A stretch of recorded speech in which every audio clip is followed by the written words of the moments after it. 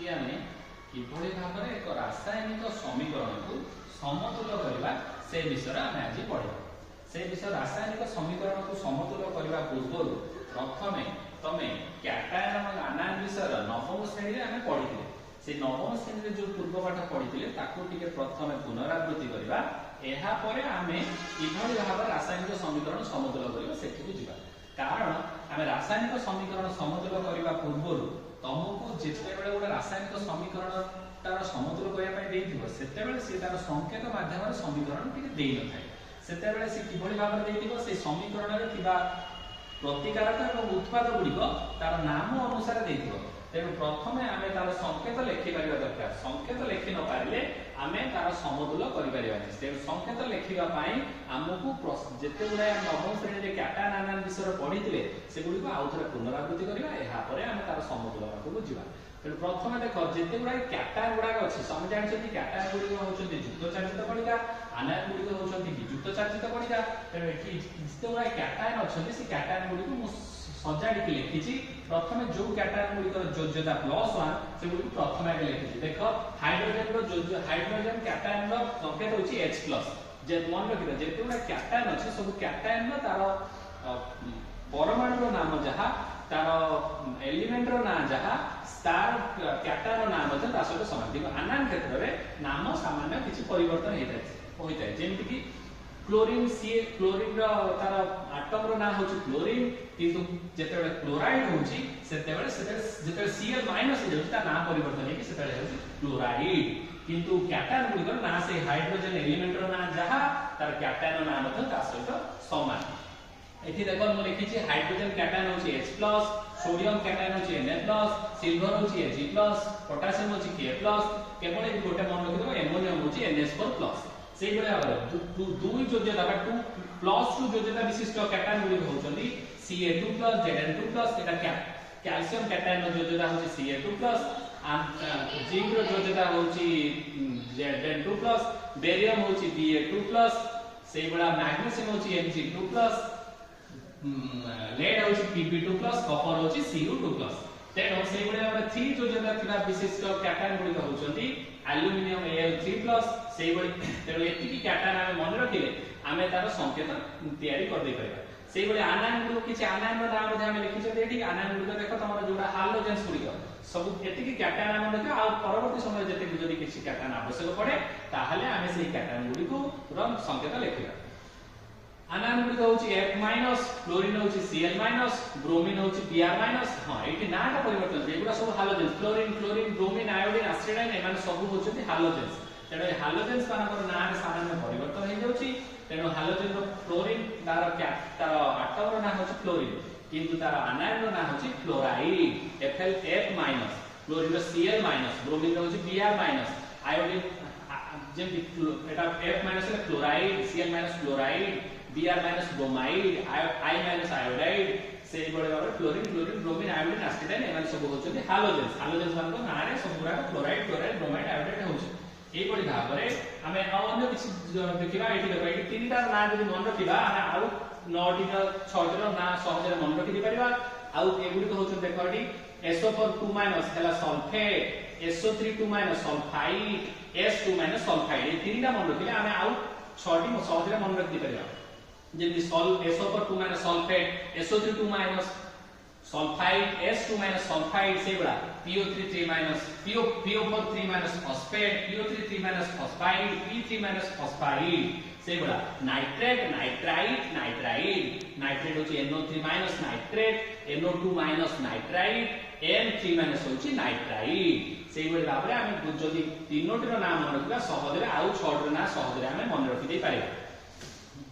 तापर देखो से बड़ा ऑक्सीजन रो से बड़ा O2 हला ऑक्साइड, O2 हला पेरोक्साइड। से बड़ा सुपर ऑक्साइड मध्ये अछि। सुपर ऑक्साइड दरकार पड़ले म तुम कहिबी CO3 हला कार्बोनेट। एगुडी को नाम हम प्रथम मन रखिले हम सहजरे तार संकेत प्रस्तुत कर दे परिबा। वर्तमान देखिबा ए सब रो मन रखिबा परे हमर कोन ए सब काम रे लागुछ। वर्तमान देखो गोटे उदाहरण होउछ। सपोज तुमको कहा गला बेरियम क्लोराइड रो संकेत तयार करे कोन कहिबा बेरियम क्लोराइड तयार करा। प्रथमे बेरियम रो संकेत होची Ba2+, क्लोराइड होची Cl माइनस जोजता तापर एक्सचेंज करबा ये 2 टा तापर बुझिबो एठी 1 टा एतक आसीबो हे गला BaCl एठी 2 टा एठी गला 1 टा एक्स BaCl सेई वाला तुमको जदी कहै जबो M सोडियम सल्फेट रो संकेत लेखो सोडियम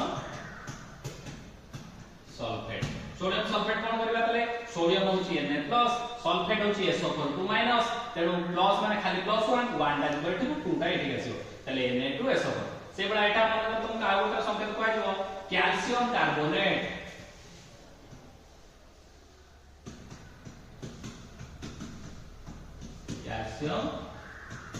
कार्बोनेट जो तुम कहै कैल्शियम कार्बोनेट रो संकेत तैयार करो कैल्शियम हम जानछो कैल्शियम वाला Ca2+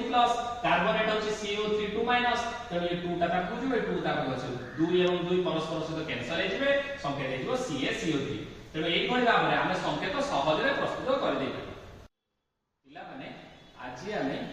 दुई अज्ञात राशि विशिष्ट दुईटी द्विघात समीकरण को किभली भाबरे वज्रगणन पद्धति रे समाधान करिबा से विषय पूर्वरु आमे तार फार्मूलाटी पढिथिले आज आमे दुई अज्ञात राशि विशिष्ट दुईटी सरल सह समीकरण को किभली भाबरे समाधान करिबा से वज्रगणन पद्धति रे किभली समाधान करिबा तार एक उदाहरण आमे एठी आज देखिबा से उदाहरणटी होची दुई आमे पूर्वरु आमे कोन पढिथिले ना पूर्वरु आमे दुई अज्ञात राशि विशिष्ट दुईटी सरल सह समीकरण को आमे प्रतिकल्पन पद्धति रे किभली समाधान करिबा से विषय आमे पढिचंती तापरे आमे पढिथिले अपसारण पद्धति रे किभली भाबरे दुई अज्ञात राशि विशिष्ट दुईटी सरल सह समीकरण को समाधान करिबा से विषय मध्ये आमे उदाहरण नै आमे पढि सारछन आज आमे दुई अज्ञात राशि विशिष्ट दुईटी एवं या परे आमे मध्ये पढिथिले दुई अज्ञात राशि विशिष्ट दुईटी सरल सह समीकरणर वज्रगणन पद्धति किभली समाधान करिबा तार सूत्र विषय मध्ये आमे पढिथिले आज आमे तार एक उदाहरण से उदाहरणटी होची 2x 3y 1 इक्वल टू 0 अन्य एक उदाहरण होची 4x y 9 इक्वल टू 0 हमें एई समीकरण एई दुईटी दुई अज्ञात राशि सरल समीकरण को समाधान करबा प्रथम हम देखिबा देखो प्रथम एटी कोन लिखा है प्रथम समीकरण 2x 3y 1 इक्वल टू 0 तेणु एथिरे हम जानि जति दुईटी सरल सह समीकरण रो साधारण रूप होची a1x b1y c1 equal to 0 अन्य एक सरल समीकरण रो तार उदाहरण होची a2x b2y c2 equal to 0 तेणु से साधारण दुई अज्ञात राशि सरल समीकरण रो साधारण रूप को जदि हम लक्ष्य करिबा ताले से ताकू भित्ति करी हमर एठी a1 होची 2 b1 होची -3 c1 होची -1 a2 होची 4 b2 होची 1 c2 होची 9 तेणु हम सूत्र जानिछथि मु तुमको गोटे सरल उपाय मध्ये तुम कहिथिली ए जो फार्मूलाटी वज्रगणन पद्धति ए फार्मूलाटी हम पूर्व क्लास में निर्णय करथिले से फार्मूलाटी हम किभली भाबरे सहज रे मन रखि दे परिबा से विषय मध्ये मु तुमको पूर्व श्रेणी रे कहिथिली एटा होछि तार फार्मूला ए फार्मूलाटी किभली भाबरे हम सहज रे मन रखि परिबा से विषय मध्ये मु तुमको पूर्व क्लास रे कहिथिली